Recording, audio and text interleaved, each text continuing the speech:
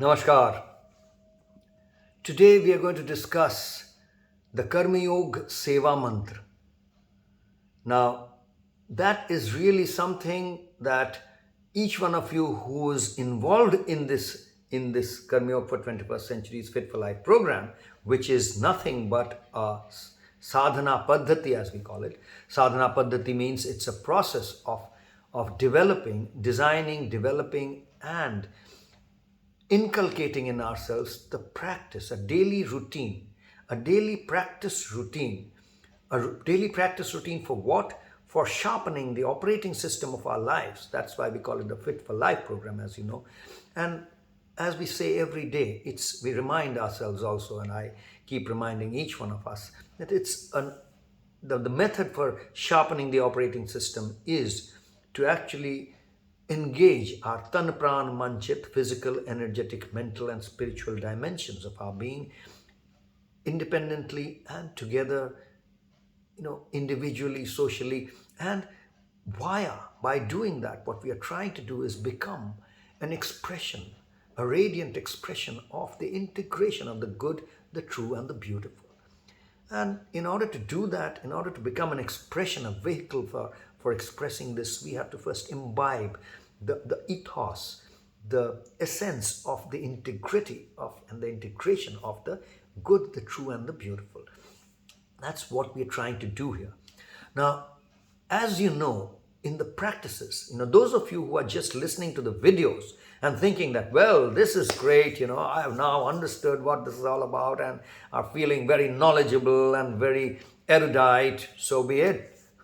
Good for you. But let me tell you, that's not even a fraction of the story. The main story lies in the practice. If you do not engage in the practices and all the different practices which is really the core of the sadhana, then this just listening to this discussion is hardly of any value as such.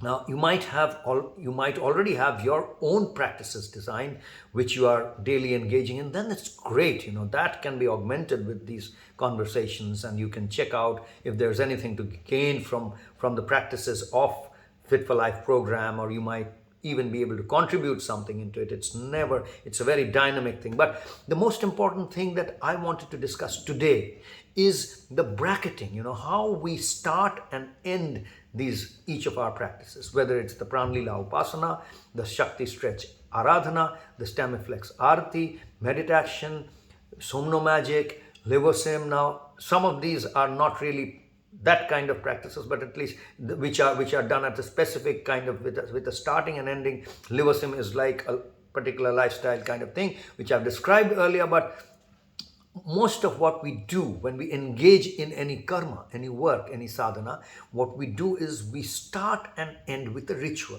And that ritual is what we are calling the KarmYog Seva Mantra.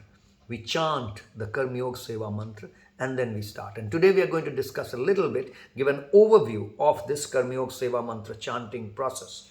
We also call it the Omnidal Orientation Routine. Now, what is Omnidal? I've discussed in another satsang session earlier, so I'm not going into the details. If you have missed it, if you're not paying attention, the injunction is to go back, review it, then you'll get to kind of understand, because this whole series is a way by which each is interconnected with the other. So you got to pay attention to each of them to really get the whole essence. Now, the Omnidal Orientation Routine, or the KarmYog Seva Mantra, when I have to describe it, sometimes I describe it simply as a way of taking a few breaths. It's nothing but just breathing.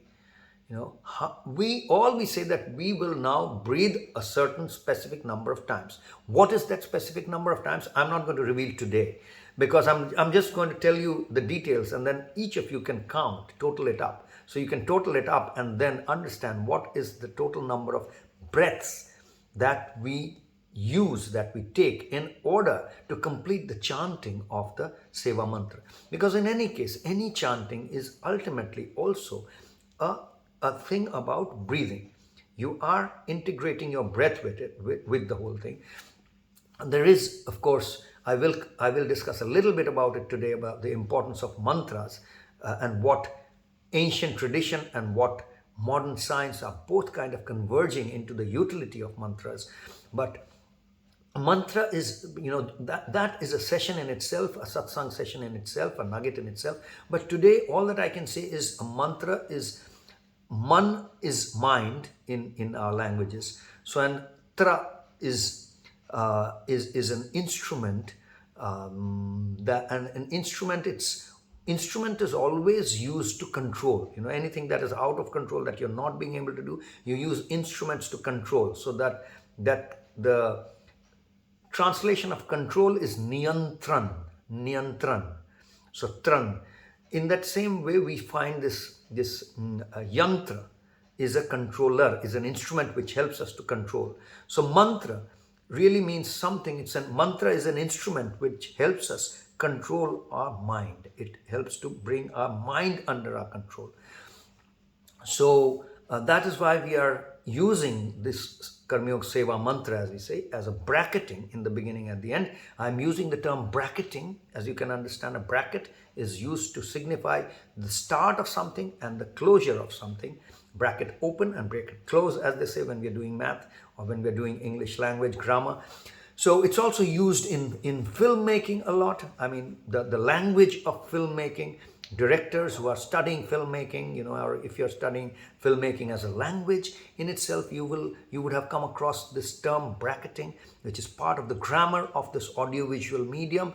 Just like I'm using English as a language, in the same way I'm using the screen, the audiovisual language here, the framing of it, what's there in the frame, where the composition, all of those things. So similar to that, there's this whole concept in audiovisual language, which is called bracketing.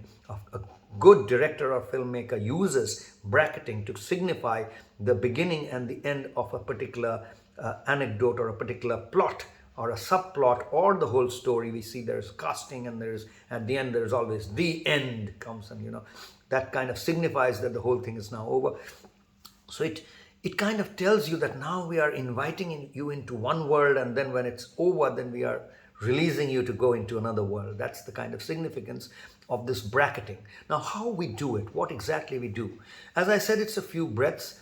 Just consider it as nothing great, nothing difficult, or nothing major, but just simply as a few breaths. But what do we integrate with the breath?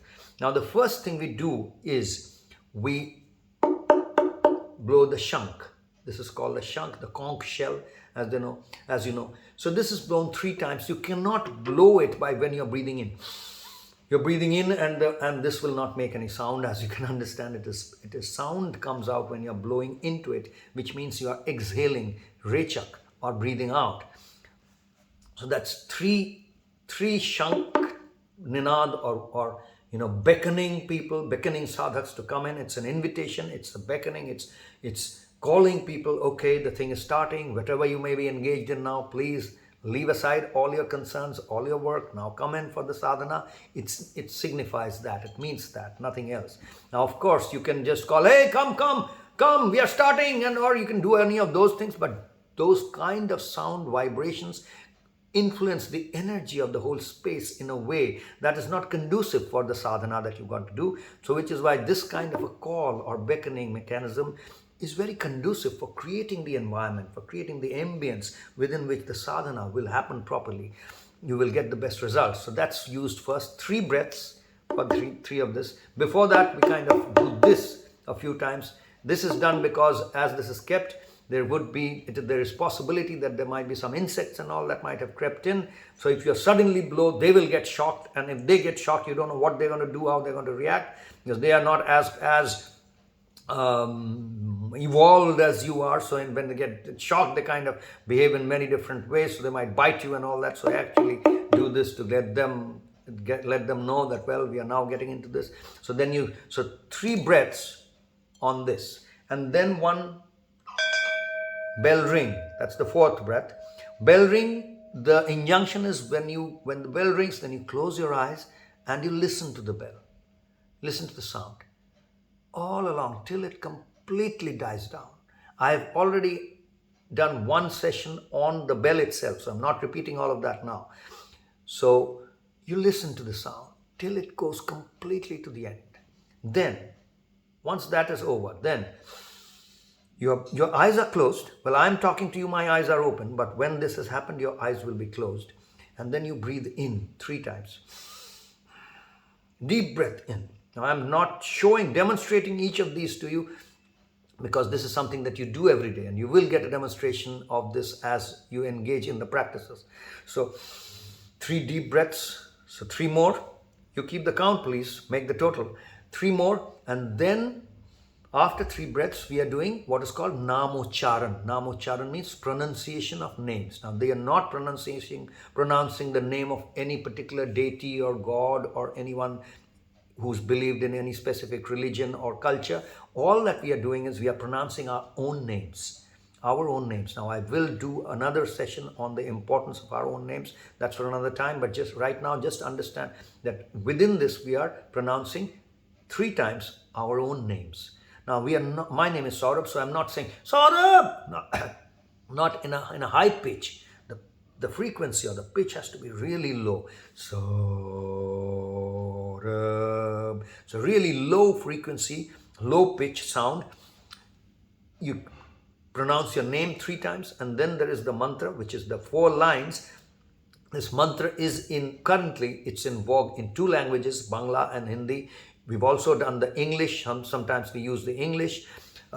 We have it whenever we go to any particular culture or linguistics in any space or geography where people do not understand this particular language. We try to translate these 4 lines, only these 4 lines, into the language of that particular culture or that particular geography. And only these 4 lines. The rest of it remains exactly the same. Only these 4 lines change, and that gets translated into the language of that particular territory. Otherwise, we have it in a few languages already which we use. Now, also to mention that these 4 lines have some words and meanings, but these do not use any specific symbolism from any of the prevailing organized religions, because very clearly we don't want this whole practice routine to be monopolized or to be perceived as the domain or the monopoly or the area of any one particular religion.